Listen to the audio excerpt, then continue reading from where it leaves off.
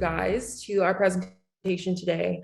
So today we have Jenny Mills, who is going to be talking about the stages of change in responding to readiness.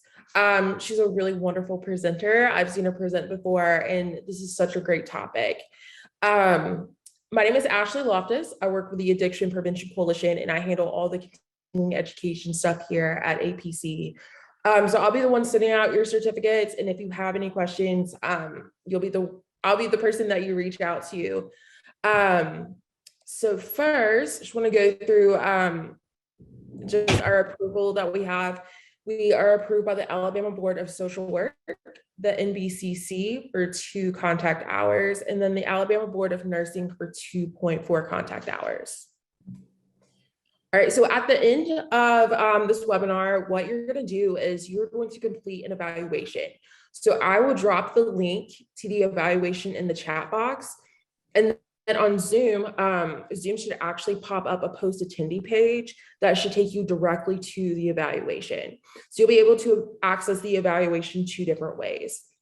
At the end of the evaluation, which I'll show you guys in just a minute, there should be a page that says request continuing education credits.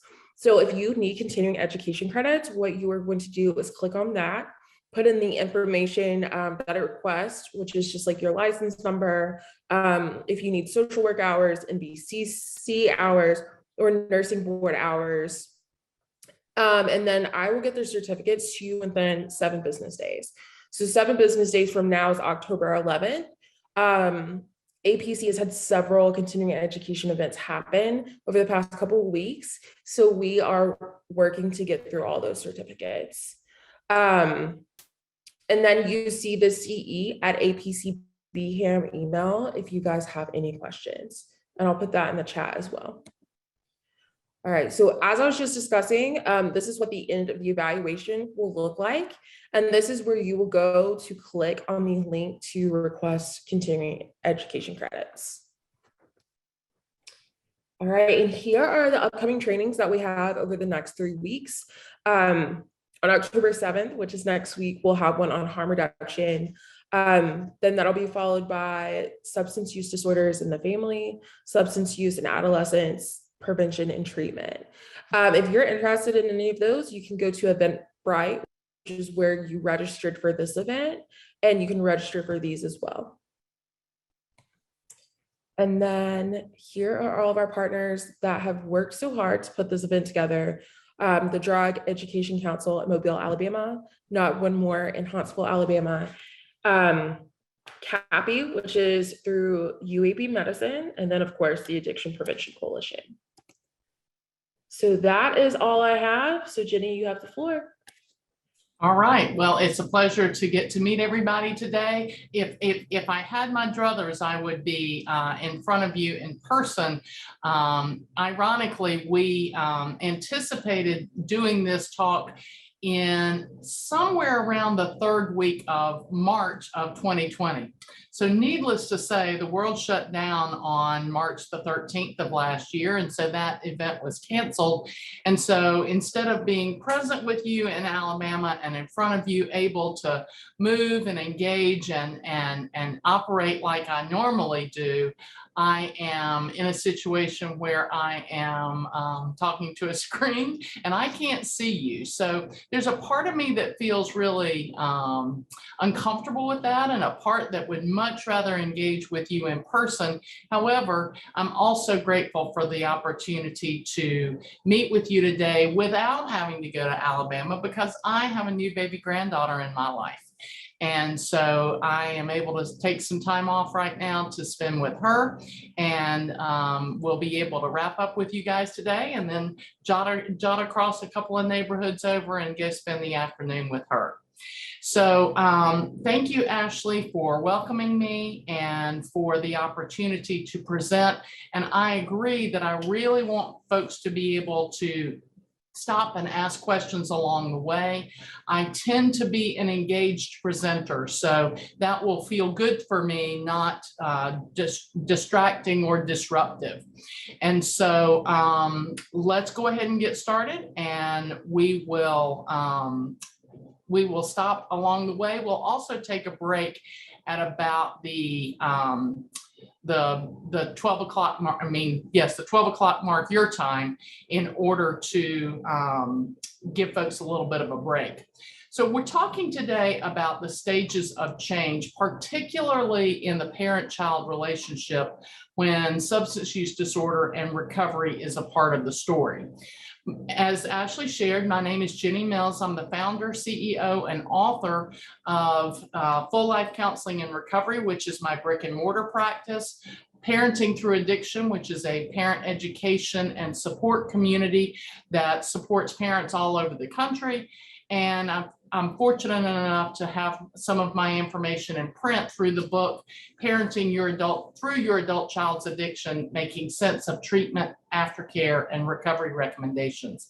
And so at the end of our time together, Ashley will provide you information for accessing some of those resources so that you have an opportunity to explore more the ways in which I try specifically to help parents on this journey of addiction and recovery with their adult children. So, as with any good continuing education program, we have some very distinctive learning objectives. And so we want to begin by reviewing the stages of change and the trans-theoretical model of change. We want to validate differences between parent readiness and the readiness for change by a son or daughter affected by addiction, because there is a huge difference. I want to be sure that you can identify at least 3 appropriate actions that parents can take independent of the readiness of their son or daughter's readiness for change. I also want to make sure that you are introduced to sort of a simplified version of stages of change with 3 distinctive stages of the parent-child relationship through addiction into recovery, and the appropriate parental responses in each stage. But if I'm honest, my own goals or wishes or hopes for today are to really help you think differently about the stages of change when it comes specifically to the disease of addiction and how that disease affects the parent-child relationship. And while it might sound like I'm only referencing parents of adolescents or young adults, I'm really talking about the experience of parenting through addiction for parents with sons or daughters of any age. So, I lead a parent education and support meeting every Thursday with parents from all over the country. And right now, our representation is for parents of children 19 to 46, I believe. And so, even though the parent of the 46-year-old is in a very different place than the parent of the 19-year-old, some of their challenges and the stages of change through which they're going as a family are really the same, even though their children are very different ages. So even though it sounds like I'm mostly talking about adolescents or young adults, I'm really not. It could apply to anybody. I really want you to think differently about denial and resistance to treatment. And I want you to think differently about the power that parents do have and do not have to help their sons or daughters affected by addiction. I am a storyteller. Ashley was present when I presented at the Bradford conference a few years ago. I like to use stories and pictures and relatable experiences to give you language to help the parents that you encounter in your work as counselors so that you can really empower them to act on their own readiness for change. So I like to use stories and pictures and relatable experiences to teach. So you'll get that from me a lot today. So let's start with a picture of how I learned about readiness. This is a picture of the real Virginia. So my name is Jenny and my given name is Virginia, but that is the real Virginia. She is my grandmother. We called her Mama Jen. And as far as I knew, she smoked cigarettes every day of her life. I'm sure she didn't smoke them as a child, but every day of my life, she smoked cigarettes. And I can remember being a child and my cousins and I would say, Mama Jen, don't you think it's time you quit smoking? And she'd look at us and she'd say, well, why would I want to quit smoking? I like to smoke. Why would I want to make that change? She had no interest in changing. She was not ready to change.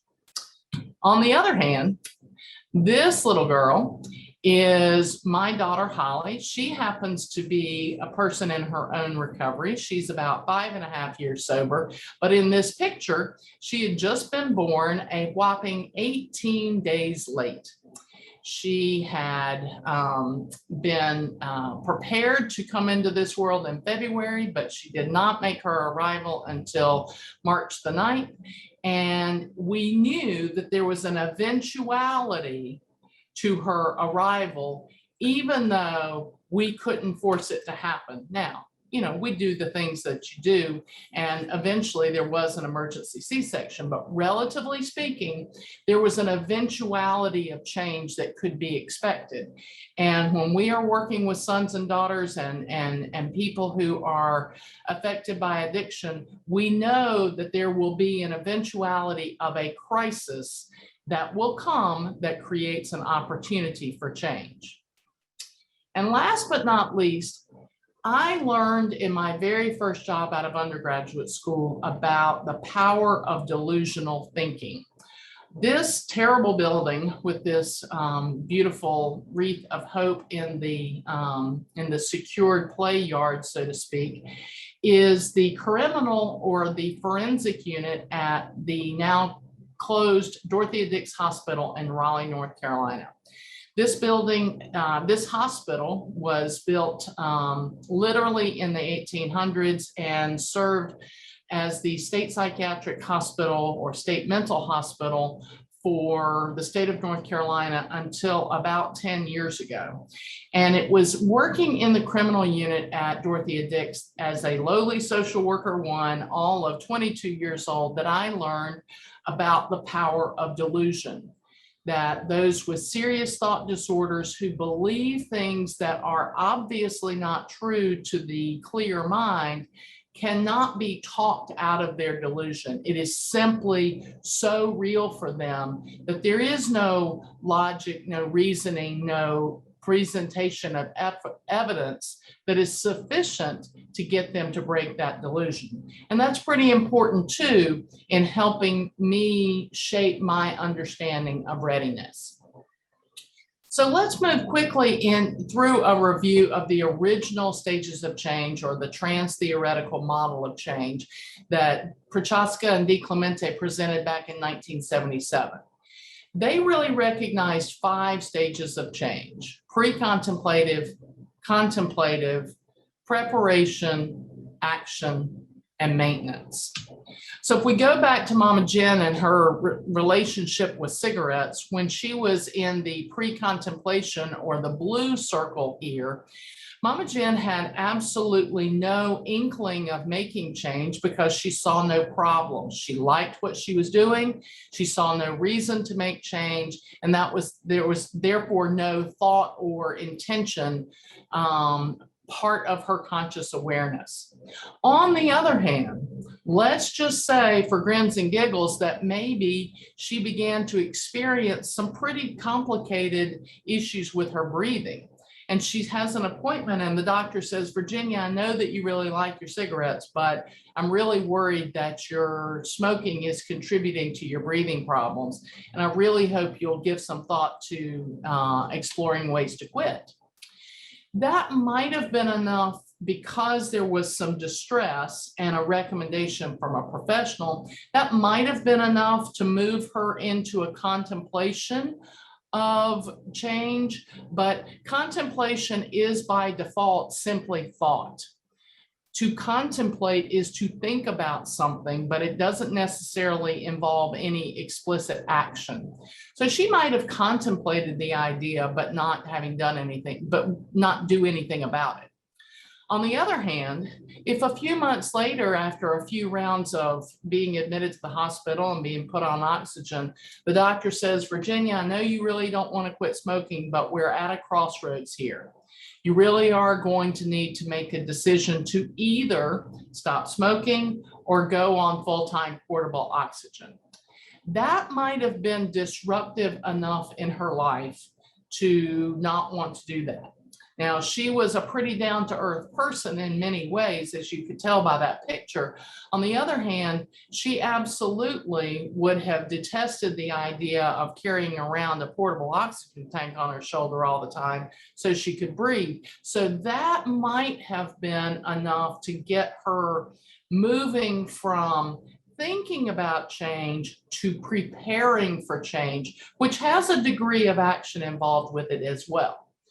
Perhaps eventually getting to the place where she agrees to accept the prescription, she agrees to get some support, she agrees to get some Nicorette gum and to stop smoking cigarettes in hopes that she can maintain a lifestyle without nicotine or cigarettes or tobacco in it.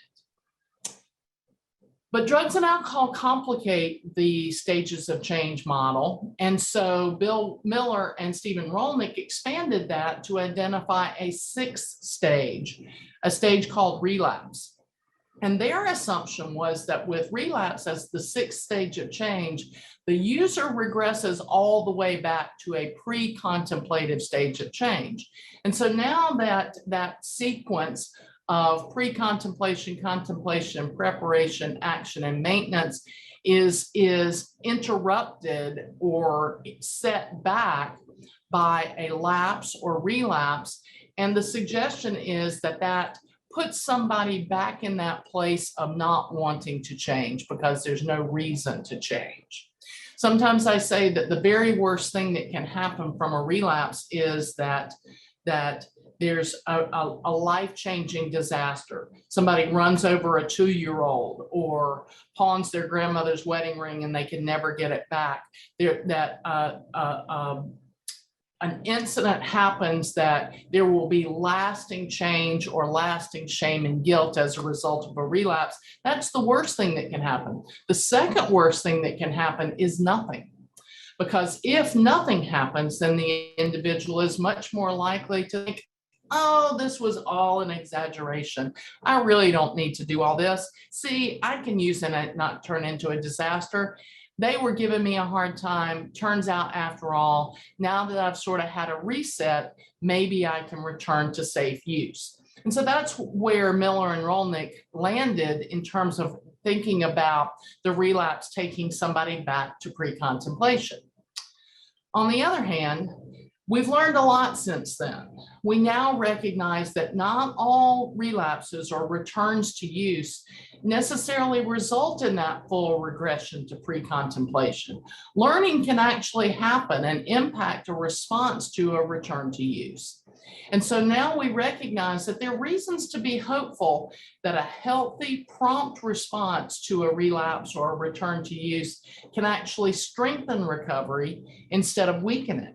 And that's something that I think we as therapists and addiction professionals have needed to sort of get over that hurdle, because we talk out of both sides of our mouth. We say relapse is a part of recovery, and we discourage people from thinking that it's never going to happen. But when it happens, we join in the masses sometimes, and we join in with the parents as seeing it as a disaster, when in fact it can be an opportunity for learning how to prevent the next relapse.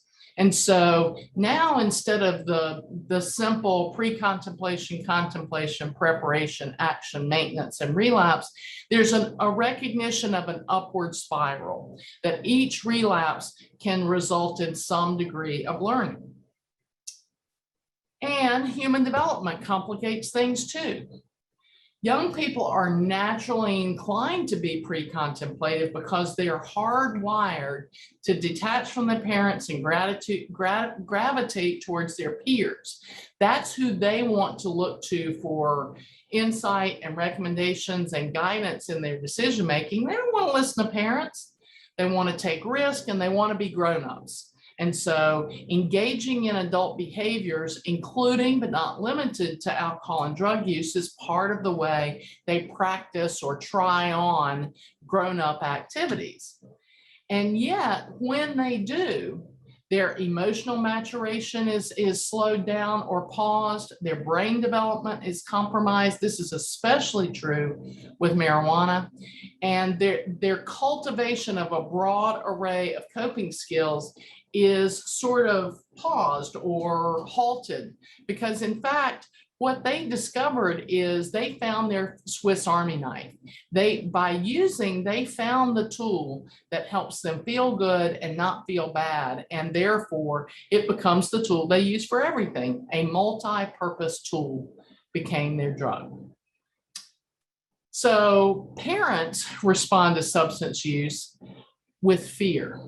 And as they get more afraid, they try to exert control over choices and behavior, and they argue with each other.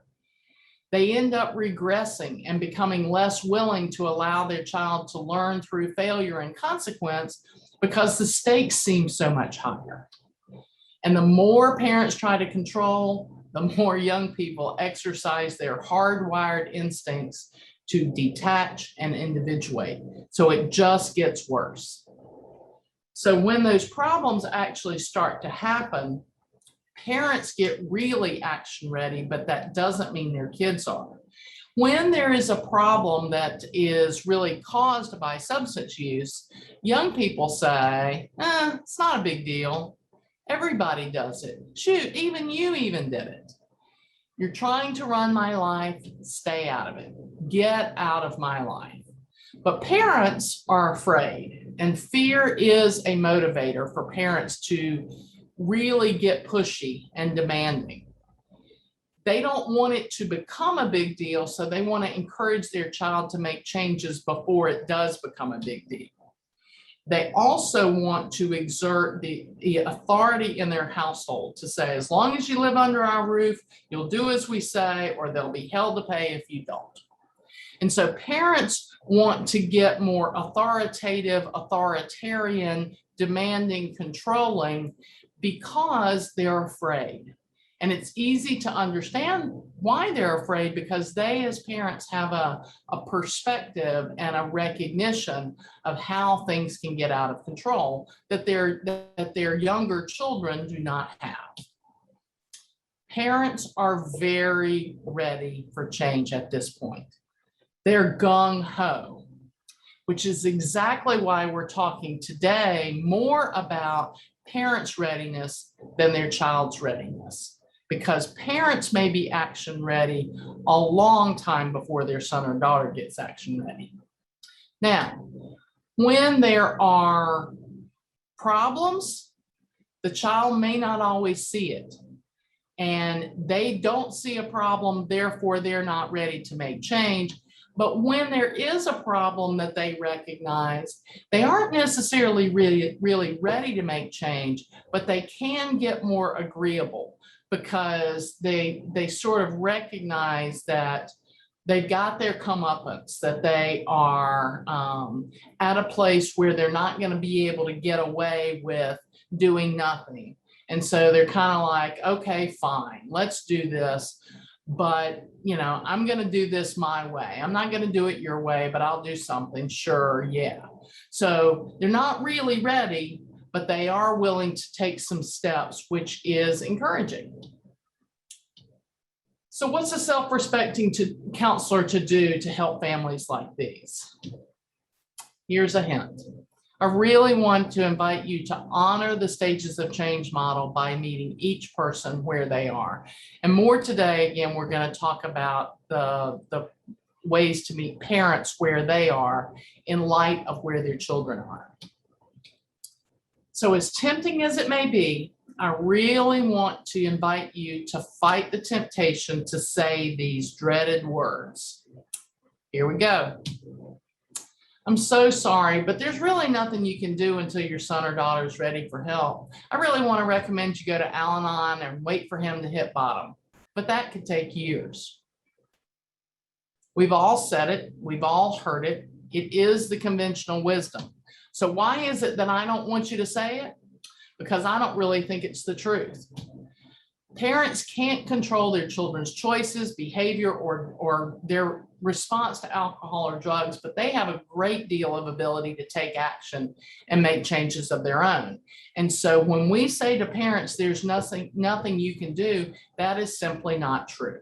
So we're going to talk today specifically about what parents can do regardless of where their sons or daughters are in this continuum or stages of change. It's like telling a pregnant couple that they can't do anything to prepare for labor, delivery, or parenthood. So, I have a daughter who has a baby who's 17 days old, and she certainly did a lot to prepare for labor and delivery and to have some idea of what to expect in parenthood. And the same is true for parents who have a son or daughter who's using substances. So here's a great quote from Chrissy Positek, who wrote the book, The Parallel Process, which a lot of treatment programs use as a recommended reading for parents while their sons or daughters are in treatment. Chrissy says, from the outset, it should be understood that parents cannot make their child change. They can't make it all better. What they can do in the meantime is to become more self-aware and shift their responses and relate differently to their teen. So parents can be helped through a parallel process with the help of counselors like you and like me. But perhaps the biggest complication of all of this is that substance use can lead to the development of a true brain disease. I cannot emphasize enough how much a variable this is, this concept of a true brain disease. For a lot of people, substance use starts off as an experiment and it progresses into a pattern of behavior, but it doesn't necessarily translate into the same reaction or the same experience for everybody. If it progresses to addiction, then the standard parenting strategies of reward and punishment generally don't work in creating sustainable or genuine behavior change. As the brain changes in response to the addiction, many things change, especially in the brain, and some things stay the same, also including in the brain, perhaps for years to come. So we're not just talking about the readiness to make change and sustain changes in regular behavior. We're talking about the expectation that somebody with a brain disease is ready to make and sustain changes in their behavior when their brain no longer works the way it's supposed to. Let's say that last part again. We're expecting them to understand the need to make change and the willingness to do it when their brain doesn't work the way it's supposed to anymore. Now, they had every intention of getting high. They had no intention of developing a brain disease. And this particular brain disease creeps up on you in a way that you don't even appreciate that you've sort of crossed the line. Sometimes I refer to that line or that point of no return as being like an unmarked Canadian border crossing in the snow, in the fog, in the dark. You can know that you're at risk for crossing from Montana into Canada, but if you knew where the line was and you knew you couldn't come back across it, because addiction is, after all, a chronic, progressive, potentially fatal disease that can be treated but cannot be cured, if you knew that if you crossed that line into Canada that you could never come back, you wouldn't cross the line. People intend to get high. Nobody intends to create a brain disease or to use their way into a brain disease. And when that brain disease has been established, their brain no longer works the way it's supposed to. This distinction is really important. So let's talk about your own experiences. If we were in a room together, I would engage you in a little physical activity by asking you to consider your own experiences with trying to make change and sustain those changes in our behavior. So if I were to say, of the people in the room, if you have ever attempted to start and maintain a new exercise regimen, but then fell back into living a more sedentary lifestyle, stand up. If I were to say, if you've ever tried to quit smoking but went back, stand up. If you've ever lost weight and gained it back, stand up. If you've ever made and broken a New Year's resolution, stand up. If you've ever tried to make changes in how you handle your email or the paper in your house, or whether you make your bed or are engaged in a regular pattern of self-care, but fell off the wagon and went back to the old way of doing things, stand up. If we were in the room together, by the time we got to the end of that, my guess is everybody in the room would be standing, because behavior change is something we all try to do from time to time, but we find it really hard to sustain. And so if we're trying to sustain those behaviors as people without a brain disease and we can't do it, imagine what it would be like if our brains didn't work right. Imagine how hard it would be if there's some part of us that says, oh, don't do that. That behavior change is going to make you feel like you're dying. That behavior change is going to make you feel like you're at the bottom of the ocean and someone just turned off your air. I'm a scuba diver, and so the idea of turning off somebody's air at the bottom of the ocean is one that I think resonates with a lot of people when they're trying to get sober, because that's exactly what it feels like. If you take away my Swiss Army knife, if you take away my tool for feeling better and for not feeling terrible, it feels like taking my oxygen away. Understanding that this is a brain disease with people whose brains don't work right is part of what makes this experience so different when working with families affected by addiction. So the distinction is important. Those changes are hard enough to make, but imagine trying to stay motivated for change when there's a brain disease that affects your behavior and motor functioning, your perception of reality, including knowing who to trust or distrust, knowing who is friend and who is foe, decision-making skills, emotional responses, the ability to predict outcome and assess risk before taking action, the ability to experience pleasure, to be able to remember the things that you need, to be able to get quality sleep, both in terms of quantity and quality of sleep. Sleep is restorative, and sleep is compromised with addiction and recovery. And for the person with addiction, thinking becomes perseverated and behaviors become compulsive. Everything about the experience of walking through life is complicated when there is a brain disease of addiction. There are literally changes in the brain, the organ inside the skull, dopamine pathways, serotonin pathways, GABA, endorphins, norepinephrine, all of those pathways and production and reuptake is compromised by drug use. Nora Volkow says that the limbic system, this part right here in the very middle, the limbic system, or the reptilian part of the brain, is controlling everything.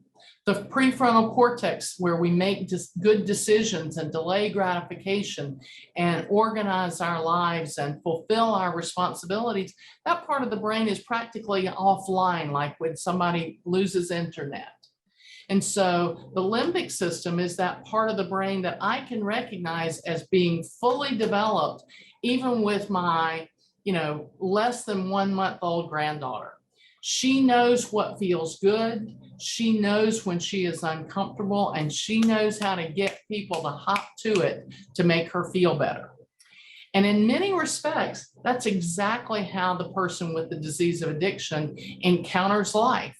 They find themselves experiencing a kind of urgency to feel good and not feel bad as efficiently and as quickly as possible. And the truth of the matter is, drugs accomplish that. Drugs and alcohol work to change the way a person is feeling as it relates to rewards and pain and discomfort. And so we know that the organ inside the brain is literally changed. Parents, we hope, do not have that brain disease. Now, let's be clear, I recognize that many of the parents that we work with may also have their own alcoholism or their own addiction. But relatively speaking, for the purposes of our discussion today, we're going to say that the sons or daughters may have a brain disease called addiction, but we hope that their parents don't. And so that means that that those sons and daughters need their parents to be able to think more clearly, make better decisions, and take actions when they're ready until the son or daughter is able to do it for themselves. Those sons and daughters need their parents to be able to have some balance of compassion and determination, just like they did when they would take them for infant or preschool immunizations. This is one of those little word pictures I want you to get in your head, that when we have, infants or preschoolers who need an immunization, and obviously immunizations and vaccinations are all in the news right now, when our children were little, we recognized that they were going to cry, they were going to be afraid, they were going to resist and fight following through with those immunizations once they knew they were coming, because they were little and it hurt and they were scared. But we as parents insisted on getting those immunizations anyway, at the same time that we practiced a tremendous amount of compassion.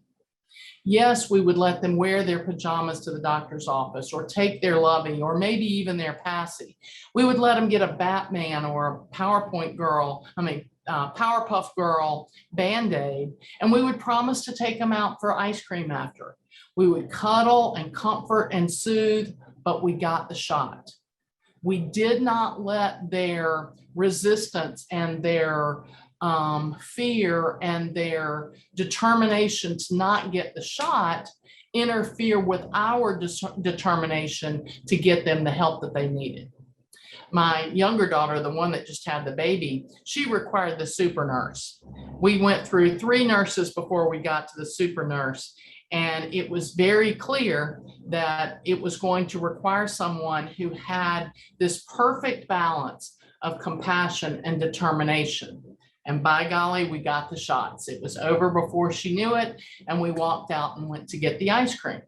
So children who have a brain disease need their parents to practice that same level of compassion and determination, just like they did when they were younger. But because they're so big, parents are more inclined to back off or feel like they don't have the capacity to insist on getting the services, and they can't make the services happen, but they can be determined in their response to their children's behavior. And we're going to talk a little bit more about how to do that later. Those children need their parents to not give in to their emotional manipulation, and instead to have the courage to make hard decisions, set and enforce firm boundaries, and help them get the help they need as soon as they're ready. Those children with that brain disease need these things from their parents, and they need their parents to learn about the brain disease, about recovery, and about how to determine their child's readiness for change and to respond accordingly. That's what children with addiction, whether they are 17 or 47, need from their parents. So I want to simplify these concepts of stages of change by breaking them down into 3 categories specifically for those who are parenting through addiction. So I want to talk about what it's like to parent a delusional child, a cherry-picking child, or a child in partnership in the pursuit of recovery. So my hope had been that I'd be able to share a clip for you, and Ashley and I made a well-intentioned attempt to be able to let me share a clip from the movie A Beautiful Mind. A Beautiful Mind, yes, took me a minute. This is the story of John Nash, who was a genius mathematician and economist who developed schizophrenia. And just like those patients that I had when I was a social worker one at Dorothea Dix in the forensic unit, John Nash experienced delusions that seemed so real to him that it never occurred to him that they were not real. In the clip I wanted to show you, but that we can't make work on Zoom, he is studying on the quad at his university. And he is engaged in problem solving, and he is approached by a little girl. And the little girl talks to him and acknowledges that her uncle told him not to be worried if he wasn't very nice to her, that sometimes his mind didn't work quite right. And then the uncle, who is his roommate, approaches him. And we are observing this very seemingly natural encounter between a college student and his roommate's niece, only to later in the story come to appreciate that neither the roommate nor the niece are real. There, in the scene that I wanted to show you, there's a point where the little girl runs around the quad. And she's running on an area where there are all these pigeons that have lit down in the grass. And when she runs through the pigeons, guess what? None of them move because she's not real. The pigeons don't respond to something that's not real, but John Nash certainly believes that she's there. There's no amount of convincing John Nash that the roommate and the niece are not real, because in his mind, they really are.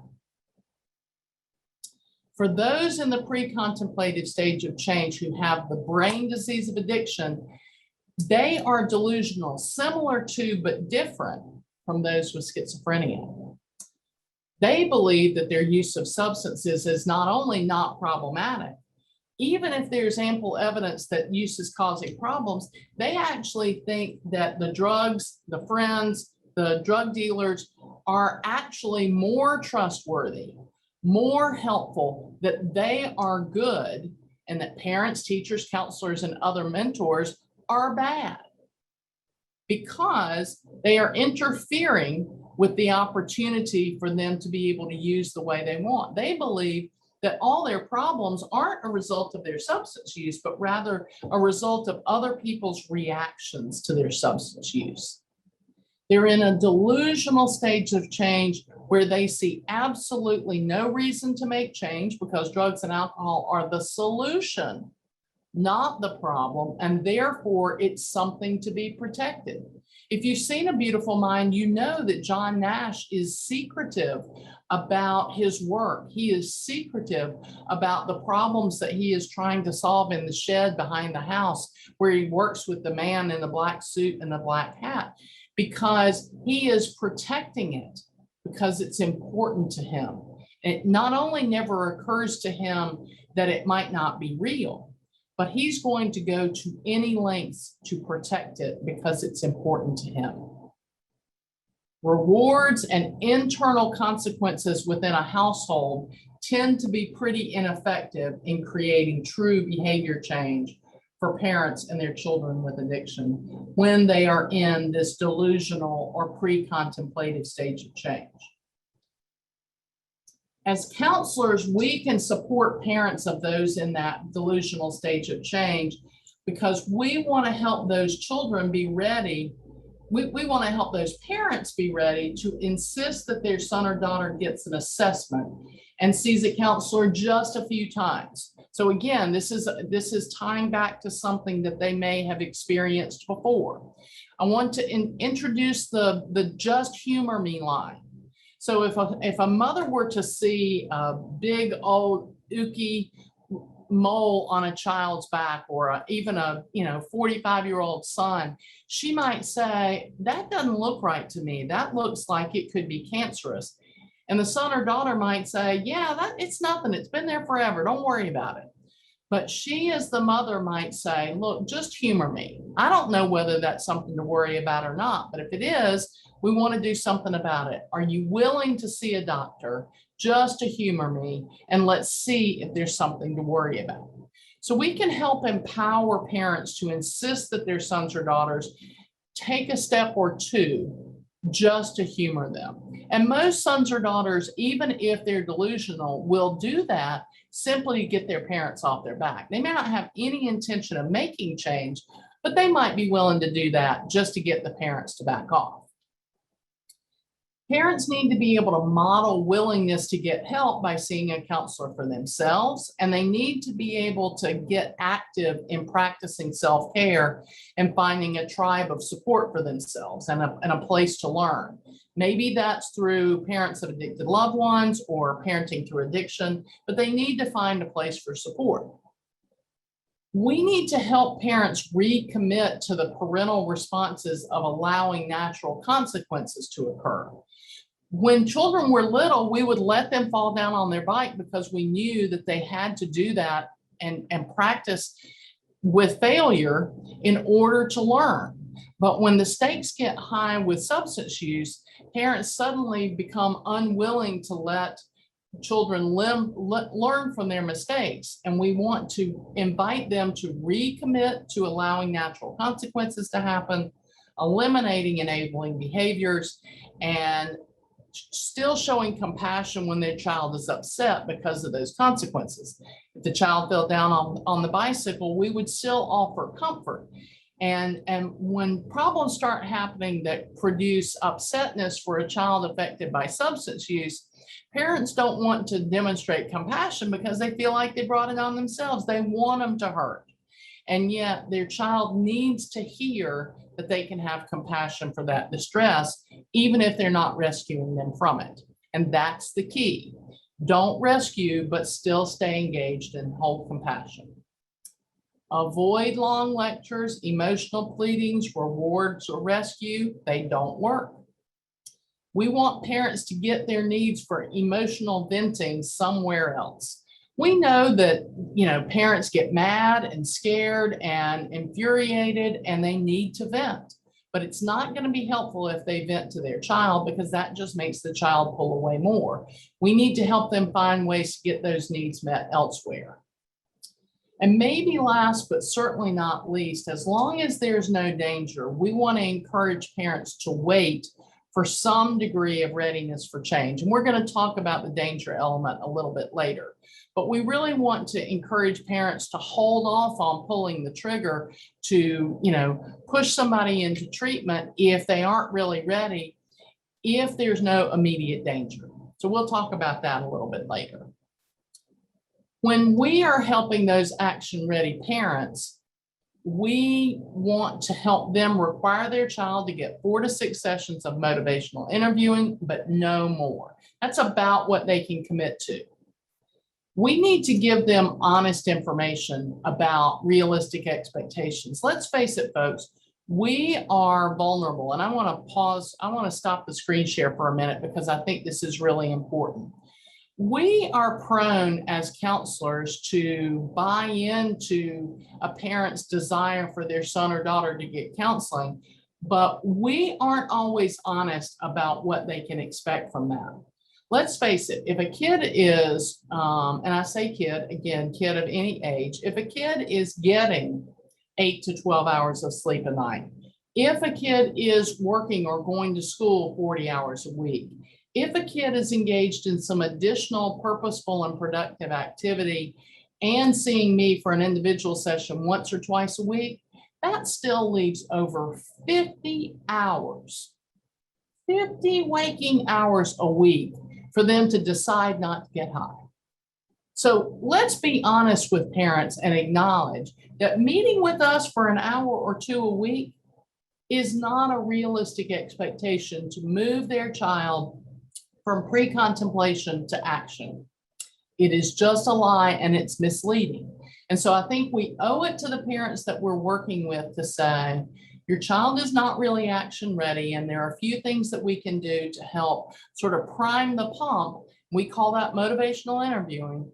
Prime the pump to see if we can't help them make some transition out of pre-contemplation and into contemplation, or out of contemplation and into preparation. But we're not going to be able to move your child from pre-contemplation to action for them to suddenly decide, oh, I don't know what I was thinking. I definitely need to stop getting high. That's not going to happen. And we owe it to parents to not mislead them otherwise. And so I think that's part of what we owe the parents that we're working with.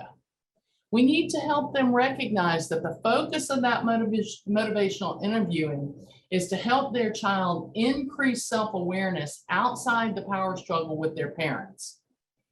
And that while it may, that counselor may invite them to experiment with a trial of abstinence and to process what that's like, it's not likely to be something that the son or daughter chooses to sustain. We also want to encourage parents to invite their child to open up a little bit about what their experiences are like of being in a substance using culture. And that means being able to listen without lecturing, admonishing, shaming, or threatening in response to what that son or daughter shares. If we want our children to be able to talk to us, if parents want their children to open up, parents have to be able to respond by listening and not judging and reacting. Parents need to strive to allow their children to experience unencumbered consequences of their action, and again, demonstrating compassion for their suffering that they experience as a result. And last but not least, parents need the opportunity to put out the opportunity for that child to continue working with the counselor if they choose. Because if the child bought into the 4 to 6 sessions with the counselor just to appease the parent, and it went okay, if the parent now changes the rules and says, okay, I'm glad you went to the 4 to 6 sessions. Now I want you to keep going. It's like, hey, you did the shell game on me. You said 4 to 6 sessions. I did my part. Screw you. I'm not going back. Well, if the process went okay and the parent puts it out there as an option but not a requirement, that might actually improve the likelihood that the kid or the son or daughter stays engaged in services. And if so, that would be a good thing. But the power of choice improves that likelihood, and that is something that's within the parent's control to offer.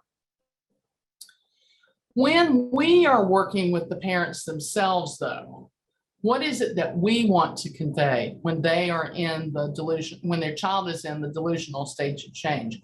We want them to work with a counselor long enough to start to really grasp some key concepts about development, addiction, and recovery. We want them to get a naloxone kit, even if their son or daughter isn't using opioids, and we want them to learn how to use it. This is one of those things that is super, super powerful, super, super overwhelming, but still very important. I know that one of the, co-partners in this presentation today is Not One More Alabama.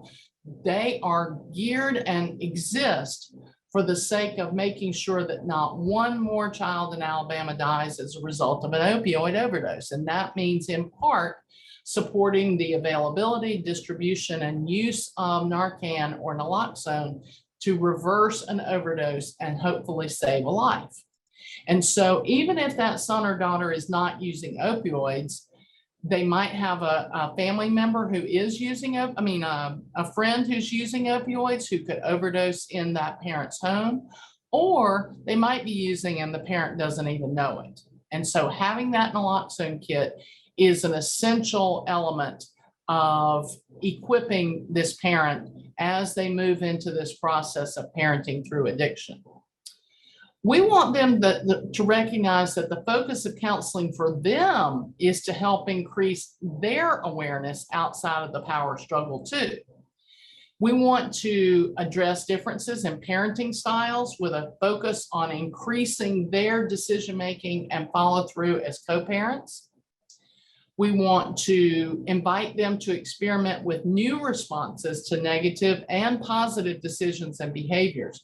So often young people who are getting in trouble with their parents who are still in that hyper controlling mode, they can do some good things and it not even get attention from their parents. The parents are so laser focused on what's going wrong that they don't even notice, acknowledge, praise, or affirm those positive decisions and behaviors. So what's the point? What's the point in continuing that? And so we want to invite parents at this stage to be deliberate about experimenting with new responses. We also want to get them into the exploration and research mode. This is part of that, that business of planning that the child needs them to do even if the child's not ready. To start to explore what their own financial resources are, what the insurance benefits are, what the treatment options are, for when the time comes that their son or daughter might accept that offer for help. And we want to start to help parents conceptualize crisis situations as opportunities and to develop a crisis action plan so that when that crisis comes, they're ready. And until that crisis happens, we really want to encourage them to increase the time and attention they give to taking care of themselves, protecting their other relationships, nurturing their marriage or their primary friendships. Those other relationships, including the relationship with self, so often get neglected during active addiction because a parent is so perseverating and obsessive, sound familiar, about what's going on with their child, that they don't pay attention to anything else. And so counseling with the parents is really geared towards helping them reclaim their sense of normal with other relationships. And again, inviting them to explore mutual support meetings for themselves. There will be a fork in the road. There will eventually, just like with Holly's delivery, that we know that there is an eventuality that with the disease of addiction, there will eventually be external consequences that start to happen. And that creates an opportunity that didn't exist before because the external consequences create an elevated sense of awareness. We need to help parents watch for, celebrate, and capitalize on crises instead of dreading them. They're so scared of something bad happening that they fail to appreciate that those crises can be good things. Those crises can be an opportunity. Now, I don't read Chinese, so I have no idea if this is myth or reality. But John Kennedy is quoted as having said that written in Chinese, the word crisis is composed of two characters, one that represents danger and the other that represents opportunity. So every crisis is an opportunity to invite a son or daughter to make change. And that ultimately is a good thing. Unfortunately, pain is what creates the motivation for people to move from one stage to the other. And as parents, we are hardwired to love, provide, protect, nurture, and rescue our young like every other mammal. Our instincts are to prevent pain rather than allowing it to happen. And that's where taking them back to those preschool immunizations and their determination paired with compassion is so important, because that's when they have the opportunity to move from one stage of change to the other. So I want to make a suggestion that we take a quick break here. Let's take about 5 minutes. And when we come back, we're going to talk about that movement from the delusional or pre-contemplative phase into the cherry picking, or that sort of combination of contemplation, preparation, and action that gets all murky and muddy along the way.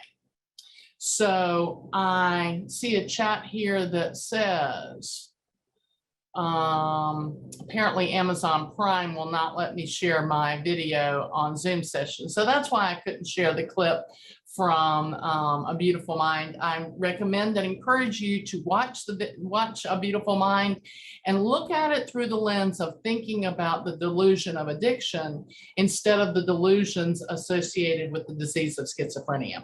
Both are brain diseases, both compromise the perception of reality and the ability and willingness to accept help. So it is 1:01 my time, 12:01 your time. Okay, I am going to hope that most folks are back in the saddle. When you don't have to wait in line for the bathroom and wait in line for coffee, sometimes it's a little bit easier to take those short breaks. I'm going to go ahead and continue with our presentation. For those who aren't back yet, I hope they'll be joining us shortly, but we're going to stay focused. So, we were talking about, that proverbial fork in the road, that eventually there will be some external consequences that start to happen. And we want parents to be able to capitalize on that crisis and to allow their child to experience those unavoidable and uncomfortable consequences in hopes that it can create a shift into contemplation.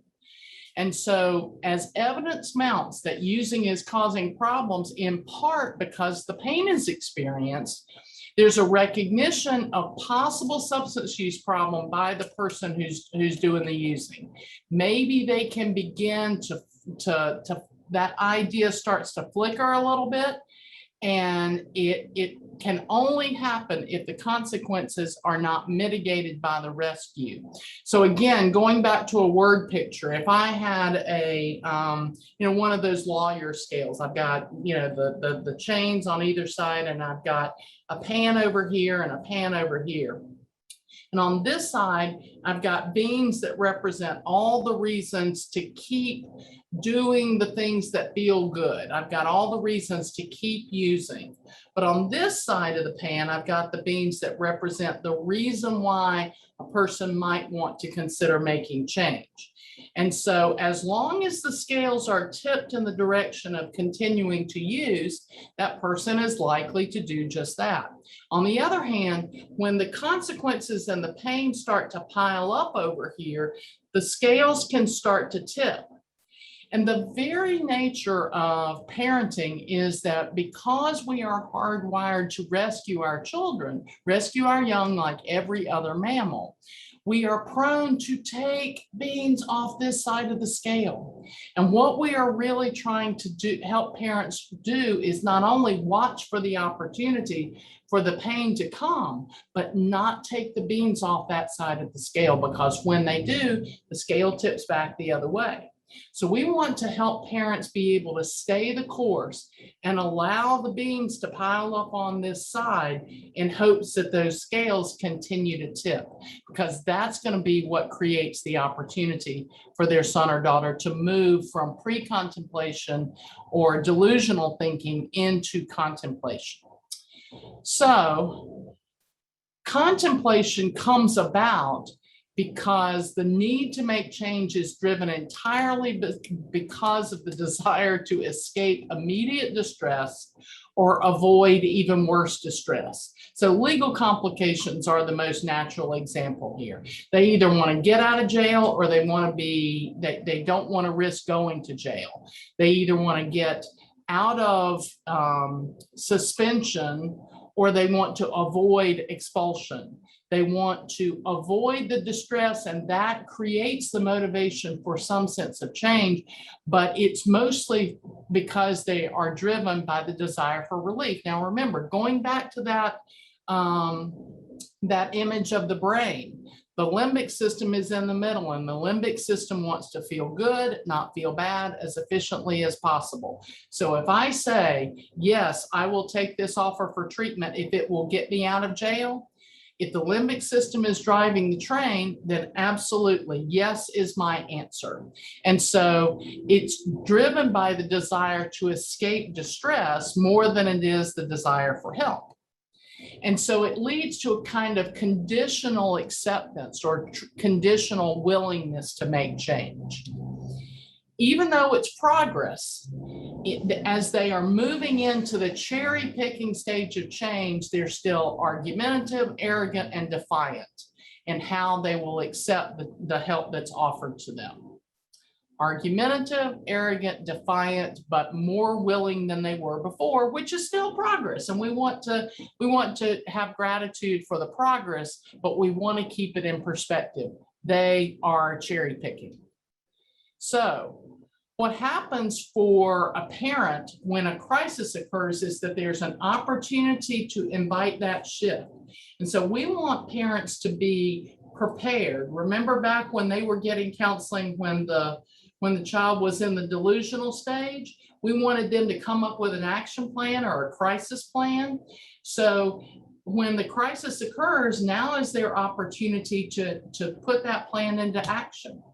And so they can express compassion for the distress and offer treatment services. And if they are lucky enough for their son or daughter to accept those services, they need to initiate that action plan immediately. I don't mean on Friday afternoon at 5 o'clock when it's convenient. I don't mean come the weekend or my next day off. I mean immediately. They need to get in motion and leave town with their son or daughter in less than 24 hours as soon as possible. We want them to demonstrate patience and positive affirmation if their child is receptive, but if not, just keep quiet and keep moving. Their son or daughter may be pissed as hell, but if they are willing to accept treatment, then the parent needs to stay quiet and keep moving and not agitate. Don't poke the bear. They can offer assurance that the parents will help with any loose ends. You know, it might be that they have a job and they really don't want to lose that job. Even though they know that they would lose the job anyway, at least the parent might be able to help communicate to the employee. But ultimately, the engaged parent is proceeding towards admission as promptly as possible. That is what one parent is doing as a part of that action plan. On the other hand, that parent needs a support person who's doing some other things that helps move the process along, because the engaged parent's job is to do just that: engage and transport, engage, transport, and admit. But they can't necessarily be on the phone and be negotiating things when they are engaging, transporting, and admitting. So they need somebody in the background helping them out. So that other parent or that other support person is supporting that parent's immediate engagement. They're not sabotaging it, which is really important. They are communicating with the treatment center to verify that there's a bed and initiate the admissions process. They're offering support and they're updating the treatment center about what's happening and how it's going. If that child is receptive, maybe they're offering words of affirmation to them. But again, if the child is the angry bear, then they're going to hold off on expressing those words of affirmation because they don't want to poke the bear. If there are travel arrangements that need to be made, they can do that. They can take instructions for tasks that need immediate attention. So maybe the kid says, yeah, I'll go, but only if there's a carton of cigarettes when I get there. Okay, fine. How does that parent support person make arrangements for there to be a carton of cigarettes? Does the engaged parent stop at the store and pick up those that carton of cigarettes and run the risk that the kid decides to bolt? Or does that parent support person make other arrangements? They're going to send text messages with words of encouragement and support to the other parent, and they're going to connect by phone or in person with that parent as soon as possible. Let me tell you, transporting somebody who is angry and upset and defensive and irritable to admit to treatment is emotionally and physically exhausting. One of my roles. I do a lot of different things and wear a lot of different hats. And one of them is that I am an interventionist. I use the Love First model of intervention, which includes transporting somebody to treatment. And so I'm the engaged parent in that scenario. I'm the one that's making the process keep right on moving from yes to admission. And so I'm going to be asking a parent or somebody else to be doing all those things that the parent support person is doing, because I need all of my emotional and physical and focused attention on this person and this process. I don't need any distractions. It's hard enough, but when I get there, I'm going to need support from that other person. So this is just like the action plan that my daughter and every other pregnant person has. They have a game plan for what hospital they're going to. They've got a bag packed, their time and contractions. They know where they're going. They know who their doctor is going to be. They know what is going to happen when the time comes to move into action. And so we are inviting parents to be just as focused. They don't say, oh, it's really not convenient for me to go to the hospital right now to have this baby. I'm going to wait until Friday when it's more convenient. No, we don't do it like that. We go when the time is right. And so we want to invite parents to do just that. And so as parents, as children are moving out of delusion and into cherry picking, there is some increase in insight. They do recognize that their using did cause a problem that forced them to have to do something different. But that doesn't mean they've really got full acceptance of the need for help. That comes a lot slower. And the truth of the matter is that the voice of addiction is still a constant threat. And parents have been so anxious to get to the point where their child is willing to seek help that they suddenly expect a full and unwavering surrender going forward. And I say it's so funny because it's ridiculous. It's absurd. But that's the way parents think. Oh my gosh, thankfully he finally said yes. Thankfully, we're finally getting him into some help. Thankfully, we're finally having this baby. Well, it is not the same thing, because there is the torture of delivery. There is the torture of moving through the cherry picking phase of stage of change.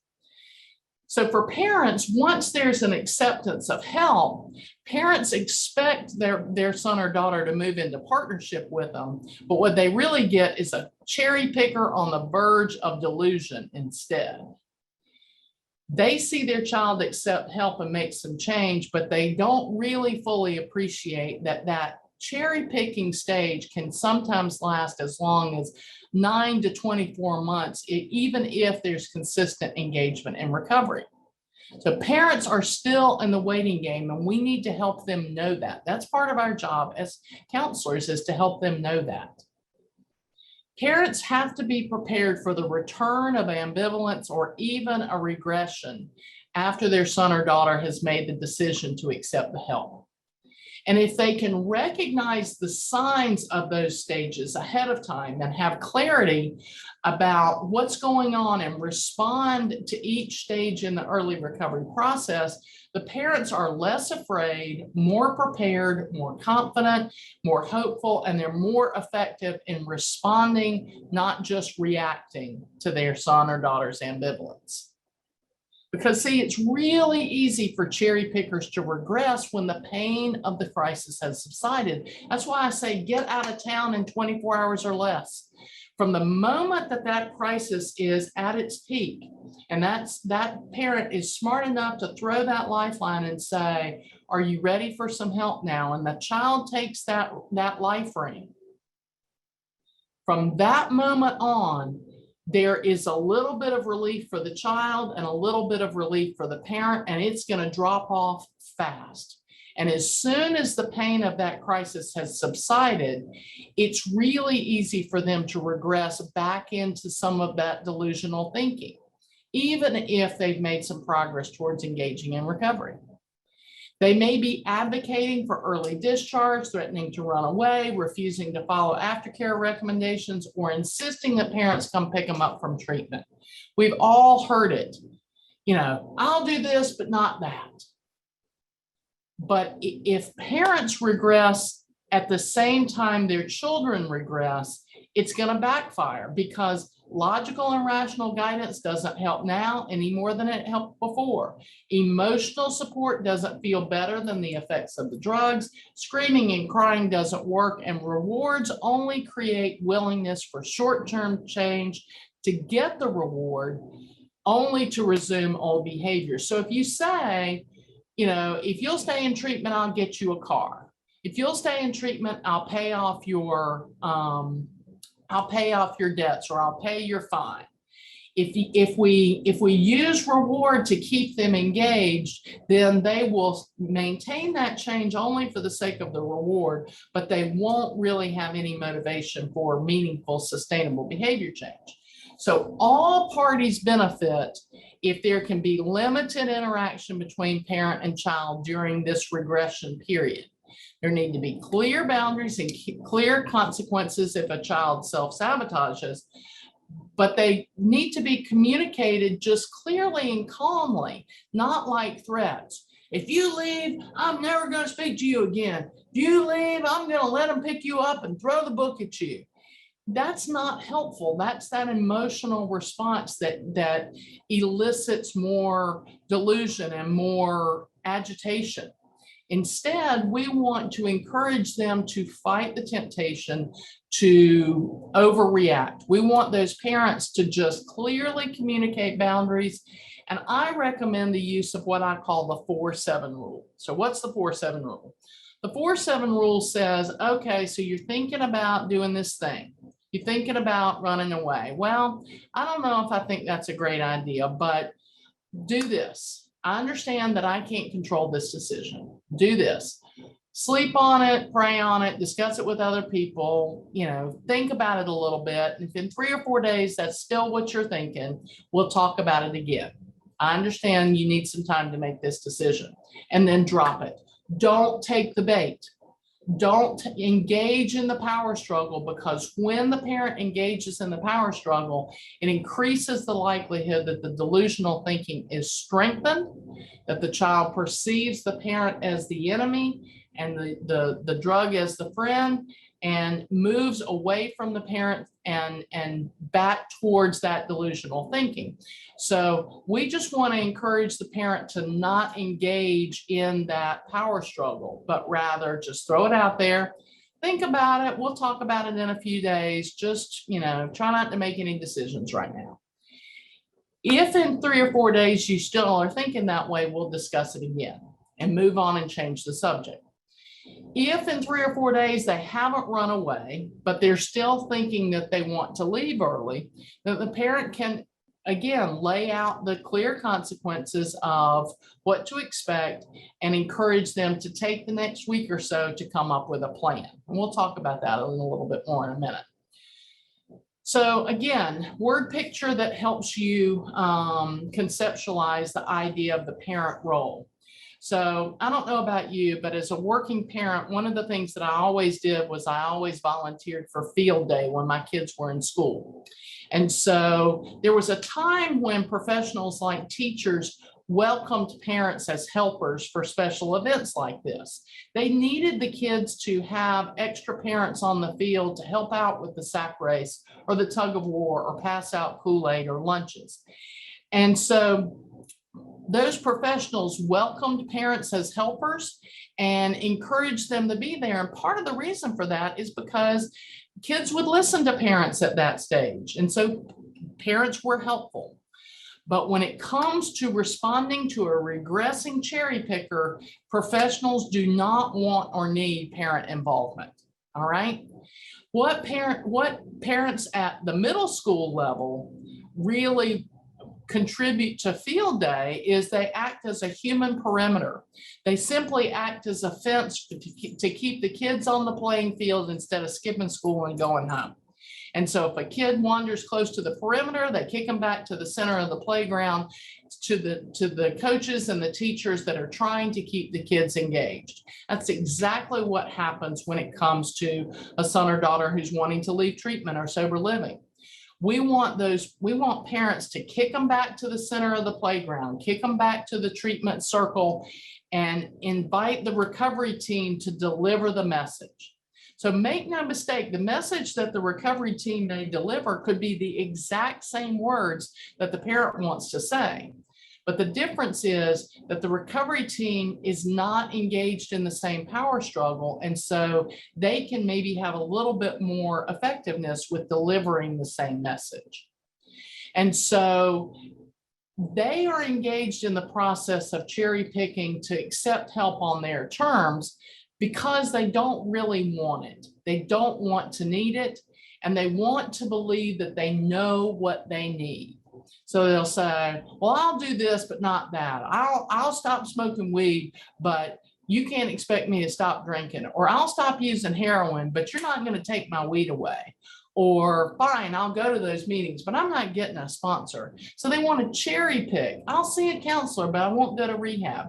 They want to cherry pick what they'll do, cherry pick what they think will work, because, and this is where there's that bleed over of delusion, they still really believe that they know what they need. And they're sincere when they say that. It's as if they have a complete inability to conceptualize the gravity of this brain disease. If it was a brain tumor, they wouldn't assume that they would know how to treat themselves. But because addiction is so cunning, powerful, and baffling, they don't really recognize how serious it is and how incapable they are of healing themselves. They really believe it when they say, I know what I need. They believe it and they mean it.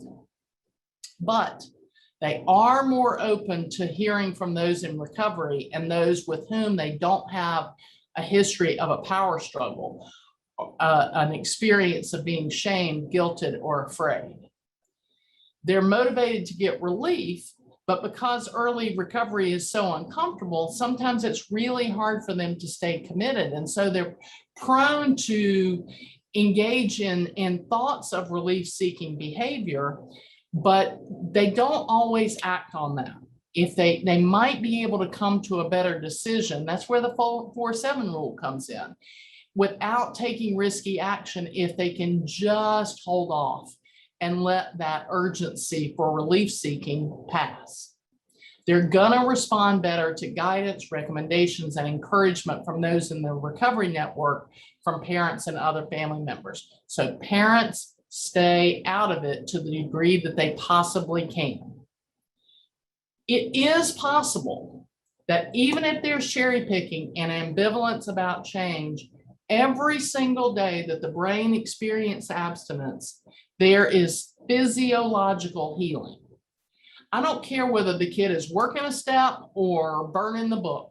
I don't care whether a kid is honest in counseling or lying through their teeth. If they are abstaining from putting drugs and alcohol into their bodies, their brains are actively engaged in a process of physiological healing. And I don't care what keeps them there.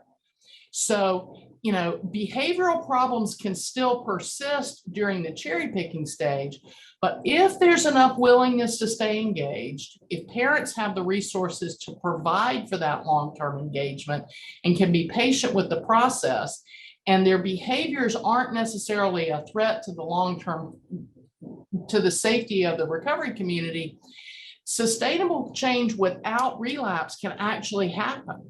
It's fascinating to recognize that if somebody simply stays clean and sober long enough, their thinking can improve simply as a function of abstinence. Now, make no mistake, we want them to do some deep, insightful work. We want them to take more responsibility and be able to see more of a causal relationship between their actions and consequences. But as long as they're staying clean and sober, their brain is healing, and that is so important. If they can sustain that abstinence for over a year, they can actually naturally transition into the partnership stage of change with their recovery team and their parents. They can actually decide that those people actually are on their team. They want them on their team. They believe that they have their self-interest, their own interest at heart. And so sometimes if we can get through that first year without a relapse, even if there are behavior problems, the brain heals enough for a son or daughter to move into partnership. It doesn't happen all the time, but when it does, it is a beautiful thing to behold. I have had the opportunity of working with some programs where I've seen it over and over again. It, even though we talk about relapsing into a return to use being a part of the recovery process, it doesn't always happen. And when it doesn't, and a family can progress into recovery together, it is a beautiful thing to behold. But we know that it doesn't always work out that way. We know that there can be dramatic hints at regression back into delusion. And when that happens, parents of cherry pickers need to stay committed to their self-care and their own recovery work and working with their own professionals. They need to keep working on words of affirmation and willingness towards their kids and affirming their perseverance even when it's hard.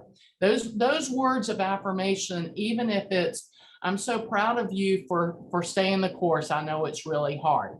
Even if that's the only thing they can say they're proud of, they need to be able to say that because the kids need to be able to hear it, again, whether they're 17 or 47.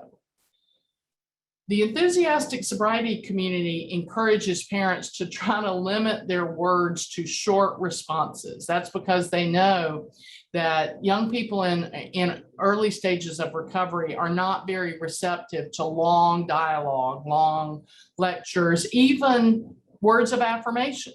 And so they encourage them to say cool, wow, and bummer for everything that happens. When things go well, cool, glad to hear it.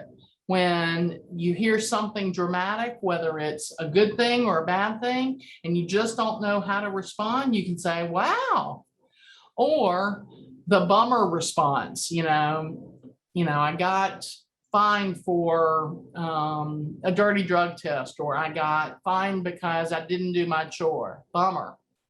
Now, some young people really don't respond well to bummer. And so I would encourage parents to extend that one word bummer to 6 words of, oh, I'm so sorry. That's a bummer. Or, oh, I'm sorry. I'm so sorry that happened. I think that shorter responses are still good for cherry pickers. They need to stay in their lane and fight the temptation to fall back into old behaviors. Instead, defer to counselors, recovery community, and sponsors whenever possible.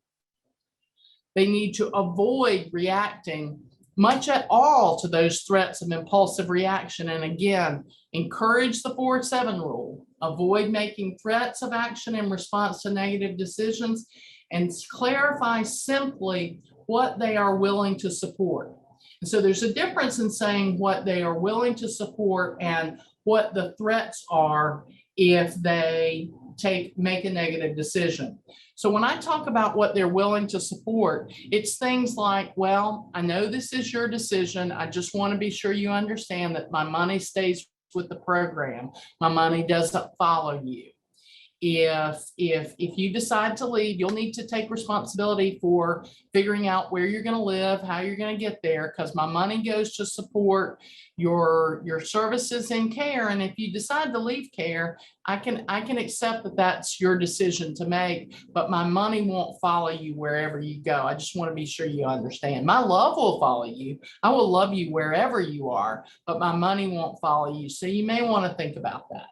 Because the truth of the matter is, young people are so accustomed to their parents providing for them, even when they're making bad decisions, that they are inclined to assume that parents will continue their old pattern of rescue. And so what we're wanting to see happen is for parents to clarify what they're willing to support and accept that they may not be able to control that child's decision. Again, 17 to 47 or 67. We want to encourage them to keep the focus on taking one day at a time and learning from other people. And be prepared to let consequences of self-sabotage occur as quickly as possible.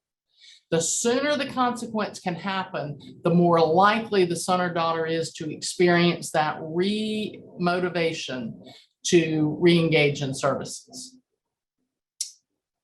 But the wait could be long. Relapses are common, but a full scale to delusion Full-scale return to delusion is not a guarantee. We just know that for some people, it's hard to know what it'll take. What is that proverbial bottom that seems so elusive and beyond the comprehension of so many parents?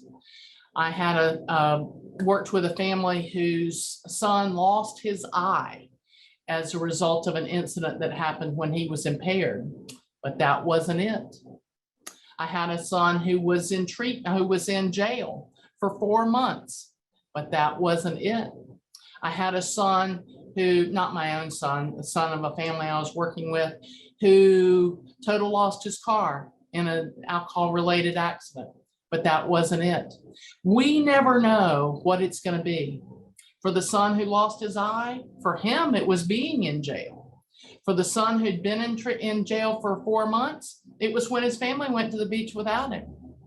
For the son who total lost his car, it was facing felony cocaine possession charges, not the loss of the car. We don't know what that proverbial bottom is going to be. And parents don't know either. And we've got to be able to be prepared to support those parents and in that engaged waiting game. Because true willingness to follow directions really occurs only because somebody gets exhausted and eventually surrenders after multiple failures of doing it my way.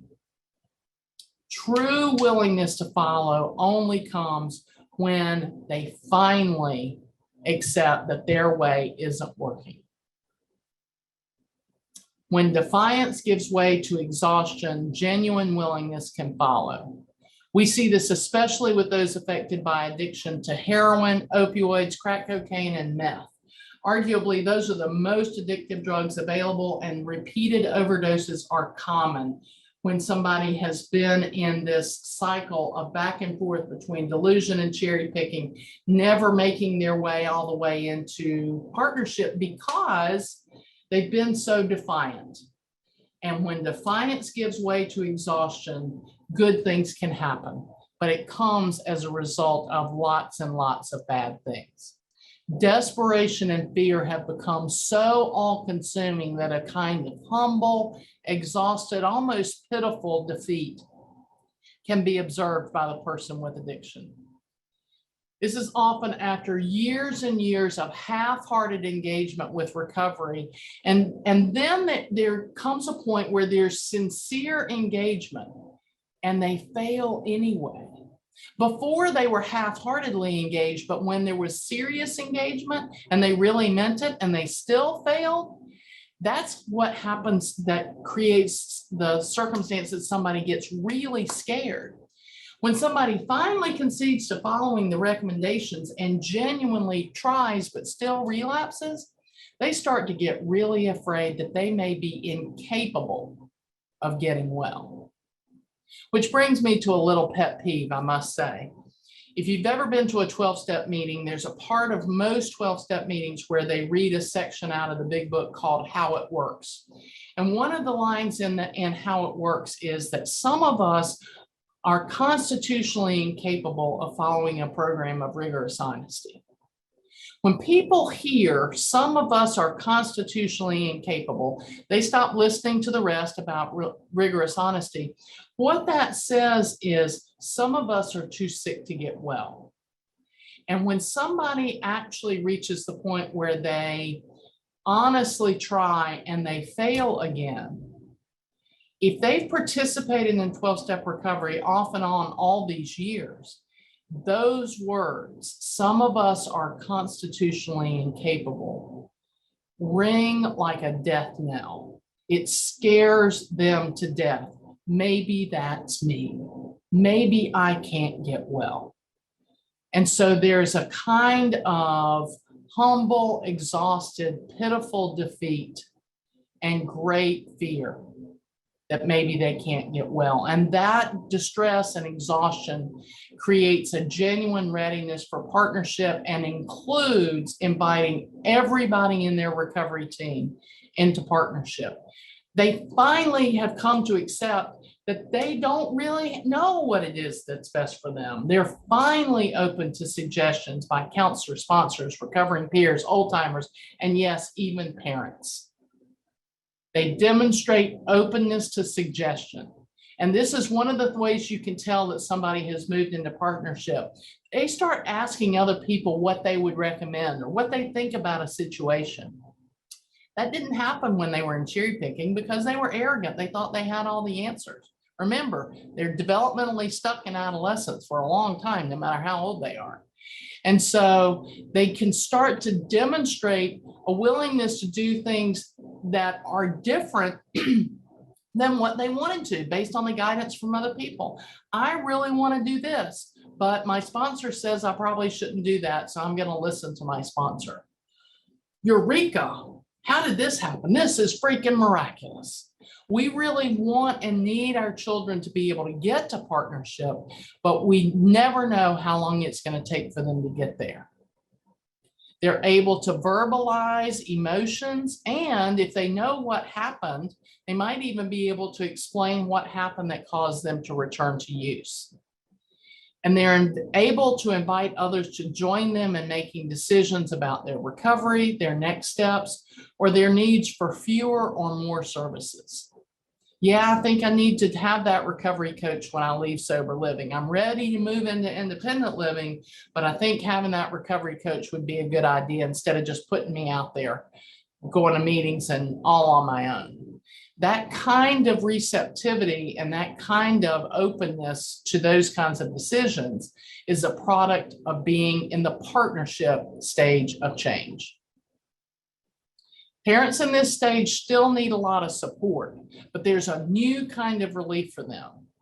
They've learned a lot. These people, the parents who have finally made it to a partnership stage of change, this is not their first rodeo. They've learned a lot, and they learned to never rescue again, and their kids know it by now. They're actively engaged in living their lives. In fact, a lot of times they've already done their grieving. They have grieved the likelihood of an overdose because of a disappearance or previous overdoses. They have grieved the possibility that they may lose their children, and they're trying to figure out how to move on. Their sons and daughters, on the other hand, in partnership, are demonstrating a new kind of humility and a willingness to go to any lengths in the pursuit of recovery. And that feels really good to them. It feels different. They haven't seen that before. And so even if there are other relapses, the relapses tend to be brief, less frequent, and followed by immediate re-engagement back to recovery supports. Parents and their recovering child have reset their expectations, and they prioritize living rather than achievement. Staying alive rather than achieving becomes the top priority. There are new benchmarks for defining progress and reasons for encouragement. And while they're still scared to hope or exhale or believe, that dynamic of collaboration gives parents and their child new reasons to feel encouraged. Even though these parents are old pros, parents still need to encourage them in the partnership stage to stay focused on taking care of themselves and engaging with their tribe, to routinely express words of affirmation for progress and recovery to their sons and daughters, and to express gratitude for the new kind of partnership and openness that we have together. To demonstrate that they can handle the truth even when it hurts. So think about that line from A Few Good Men when Jack Nicholson screams at Tom Cruise and he says, "You can't handle the truth." Well, parents in the partnership stage can handle the truth. Their son or daughter can tell them, "Yeah, I messed up. I did this, but I went back the next day. I picked up a white chip. I'm doing the thing. I'm really sorry, but I got back on the horse as quickly as I could." Those parents in partnership stage have progressed to the place where they can handle the truth even when it hurts. They offer solutions only when asked, and even then, only after having heard their son or daughter's ideas and thoughts. They reiterate the 4-7 rule all along the way, and they're willing to model it by doing it themselves. And even if a return to use happens, it's possible for this family to know that they can use this collaboration and partnership to avoid regressing into their old patterns of negative behavior. Parents do have power, just not the power they want. Parents do not have power to control their children's choices, friend group, behavior, beliefs. They can't prevent addiction from developing. They can't protect their children or change their children or create their recovery. They do not have the power to change the way their children feel about their parenting decisions. That is power that they want, that they do not have. But they do have power that they don't necessarily want. They don't want to have the power, but they do have the power to fuel powerful feelings of shame, guilt, unworthiness, and self-hatred in their children by how they respond to their children's behavior. They do have the power to set limits, hold boundaries, and maintain the sanctuary of their own home, even if that means having to insist that their son or daughter live somewhere else. They do have the power to hold their children responsible for their actions, and they do have the ability to learn. They have the ability to learn about addiction, treatment, aftercare, and their role in the recovery process. Parents do have power. It's just not always power they want to have to use or power that they fully appreciate, like this business of the ability to fuel those terrible feelings that sabotage recovery and sabotage children's self-concepts. Because recovery from the effects of a brain disease is such a slow process, parents are in a perpetual state of waiting. They're waiting to find out from the very beginning, is this just a phase or is this really addiction? What's it going to take for him to accept help? How bad does it have to get? Will he stay in treatment or sober living long enough to get well? Is she committed to recovery, or is she just going through the motions? Do they really want this for themselves, or are they just trying to avoid consequences or make me happy? How many more times are we going to have to do this? Can he do it without Suboxone? Could this be the treatment program that finally cracks the code and makes the difference? Will she really stay the course this time? Is this horror movie actually over? They are constantly waiting for answers to questions like these and so many others. Which begs the obvious question. When is it simply too dangerous to wait? So I told you earlier, I promised I'd come back to this. Sometimes it's simply too dangerous to wait. So let's talk about when to wait and when to intervene and what intervention really looks like. In general, I would encourage parents to wait if there's no heroin, crack, meth, or IV drug use. If there's no other life-threatening behaviors. If there's no history of suicide attempts. So let's be clear, suicidal threats are not the same thing as suicide attempts. The best predictor of a suicide attempt is a past suicide attempt. And so if a child has threatened but not taken action, that has quite possibly been more a matter of manipulation rather than serious suicide intent. And so if there has been a history of an attempt, that's a game changer. But if there's been no history of an attempt, I might suggest they wait and hold off until there's more readiness. If they've had some prior treatment or they know something about 12-step engagement, they've got some information, they're no longer ignorant, wait to see if they can engage with those resources on their own. If there's no indication of readiness and none of these other things are happening, I might recommend they wait. If there are no minor children, aging parents, or others whose everyday safety is threatened, it might be good to wait. And if the parents' distress tolerance skills are improving and generally successful, then maybe we wait. Maybe we wait and don't intervene. When I say intervention, You heard me mention before that I use a love first model of intervention. And so one form of intervention is literally a structured family intervention, whether that is with the help of someone from the AA community, whether that is a professional interventionist who uses an Arise model or a love first model or a Johnson Institute model or a dude, you need to go with me, get in the car. That could be as simple as it gets in terms of having a meaningful intervention in a way that brings in a third party to help initiate the movement from one stage of change to another. On the other hand, there are other forms of intervention. The willingness to press charges, the willingness to inform a probation officer of violations, the willingness to pursue involuntary commitment. If you're in Florida or a state that has the Marchman Act, the willingness to pursue commitment on grounds of addiction being dangerous to self. There are different kinds of intervention, and there are times when it's simply too dangerous to wait. So if there's heroin, crack, meth, or any IV drug use, I might suggest going ahead with intervention, because when somebody is to the place where they are using that frequently, then they may not be able to have the ability to gain the self-awareness while they're continuing to use. So we talk about there being moments of clarity. In order for there to be a moment of clarity, for that moment of distress where you throw the lifeline and they take it and say yes, there has to be a break. There has to be a break. I once had a man who came to me and said, Jenny, you got to get me in. I got to come in. I got to get to treatment. You got to help me. I said, okay, can you see me at 3 o'clock? He said, yes, I'll be there. 20 minutes into the session, he said, hold on.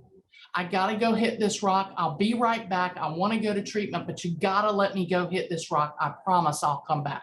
He gets up, he leaves my office, he drives down the street, he goes and hits that crack cocaine rock, comes back 10 minutes later, we continue the conversation, we get him into treatment that day. This was a 50-some-year-old man who had lots of treatment experience. He was able to get himself there, but the frequency of his using was so close together, he couldn't even meet with me for an hour without having to leave. So when somebody gets to the place where their using is that close together, there's a possibility that they might not be able to have that moment of clarity, and intervention may be necessary. If there's been a history of suicide attempts in response to despair, when we are allowing the despair to build up, and we know they have attempted suicide in the past, we may need to intervene. If there are other life-threatening behaviors that occur while they're using, like playing with guns or driving 100 miles an hour, then intervention may be necessary. If others in the household are in danger, if I've got a son who's selling drugs out of my house and I have a 2-year-old in the next room, and I know that my son is having kids come in and out of my house in the middle of the night with my 2-year-old in the bed next door, in the next door bedroom, I may need to intervene just to protect the safety of my 2-year-old. Or if they are simply unable to gain self-awareness because they are so sick, it may be necessary to intervene. With our help as professionals, parents can become acutely aware to recognize cues and adjust accordingly. When a son or daughter is delusional, they can limit their words, express their emotions elsewhere for support and guidance, allow consequence, and hold on tight. When their son or daughter is cherry picking, they can limit their words to words of affirmation for progress and perseverance, limit reactions or threats to threats and impulsivity, avoid power struggle at all costs, and defer to those in recovery. And when in partnership, they can know to have gratitude, demonstrate the ability to tolerate uncomfortable truths, and offer ideas while still deferring the decision back to their son or daughter. They can figure out where their son or daughter is. Are they delusional? Are they cherry picking? Are they in partnership? And they can adjust their responses accordingly when they know how to tell the difference. So tell the truth. How many of you disagreed with me when I showed this slide? Nothing you can do, Mom. Go to Al-Anon, wait for them to hit bottom. Now, I hope you believe that there really are things that parents can do to help the process of change and to parent through addiction towards recovery. I'm going to stop my screen share and invite Q&A. Ashley, can you help me with that? Are there thoughts, questions, comments about this idea of children moving, and again, children of all ages moving back and forth from delusion to cherry picking to partnership and back and forth on a continuum until we hope one day they can get to partnership and stay there? All right, so far we haven't had many questions. So if y'all have questions, if you'll just drop them in the Q&A or the chat box. Sometimes they get a little lost in the chat box. So if you could just put them in the Q&A. And then I also just put the link to the evaluation in the chat box as well. You did such a great job, Jenny. Nobody has any questions yet.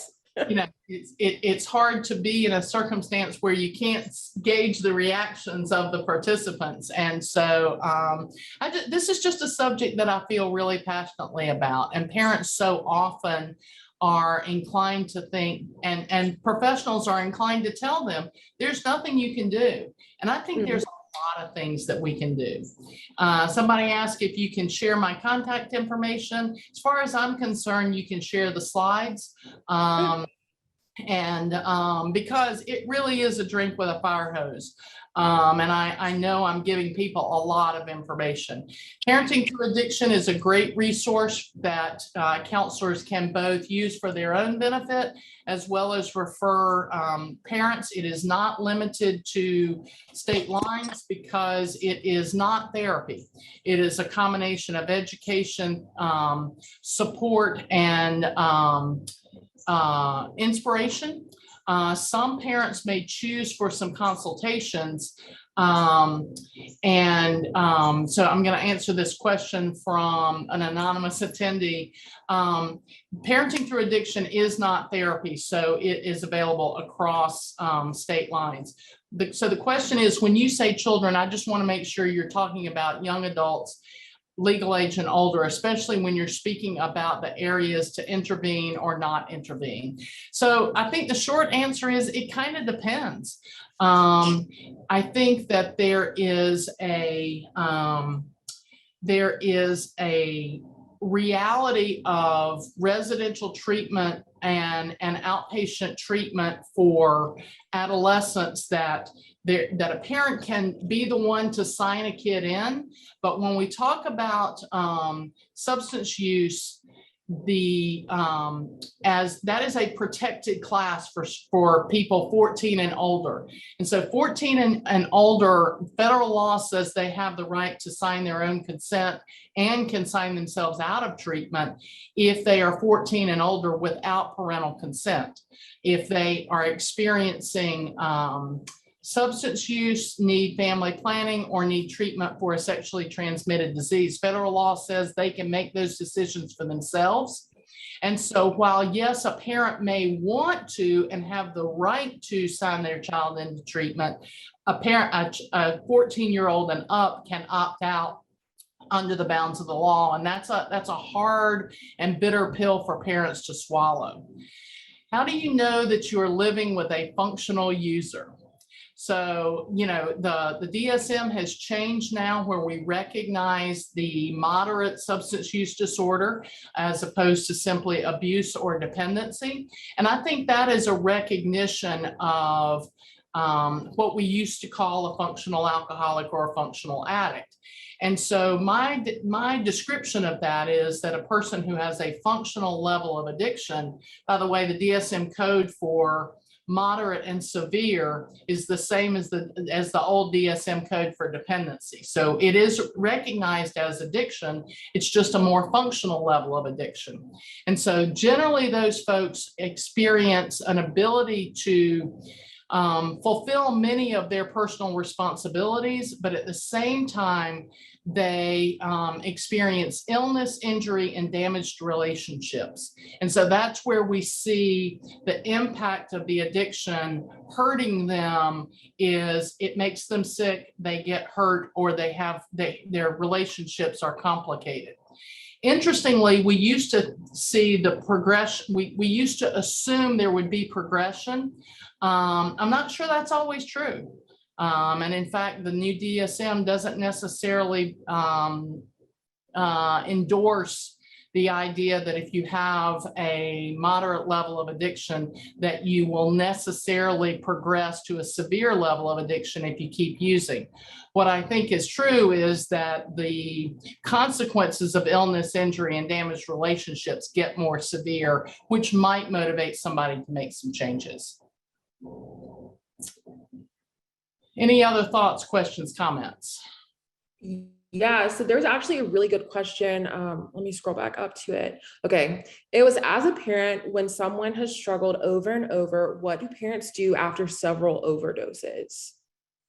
So, I think one of the things so first of all, I'm a huge believer in Narcan, and I realize there's some people that feel like it's a little bit of a crutch, and we've all heard stories about Narcan parties and all of that. But what I think is true is that even though harm reduction strategies are hard for some of us that's a bitter pill for us to swallow sometimes. I think harm reduction may be necessary to keep somebody alive so that they have an opportunity for recovery. And so if a parent has a child who has experienced numerous overdoses, I would make sure that they have multiple doses of Narcan at their disposal. They make sure their son or daughter has Narcan at their disposal, and they maintain a connected but detached relationship. So that seems like an oxymoron. What I mean by that is I wouldn't want them to live in our house. I wouldn't want to be financially supporting them unless they're in a recovery environment, but I would want to maintain a relationship. So let's just say they're actively heroin using, actively frequently overdosing, then I would be an advocate to say, I'll meet you once a week for dinner at your favorite restaurant. And if you're there, we'll enjoy the time together. And if you're not there, I will enjoy the meal without you. But it creates the opportunity for them to provide one good meal, because mothers feel bad about not feeding their babies, because we're like every other mammal. We want to feed our children. And so we feed our children once a week. We have an opportunity to lay eyeballs on them and to see, how bad do they look? How much better are they? Could it be that they're hanging in there? Could it be that this is the time that they say, I know I said I didn't want help, but I think I do want help. But if we don't create the opportunity for that occasional connectedness, we might not have an opportunity to hear that. And so I am an advocate for staying connected, but not enabling, and making sure that the chronic overdoser always has access to Narcan. And if they use it, let me get you another one. Because if they don't stay alive, they don't have a chance at recovery. Wonderful. Thank you so much for answering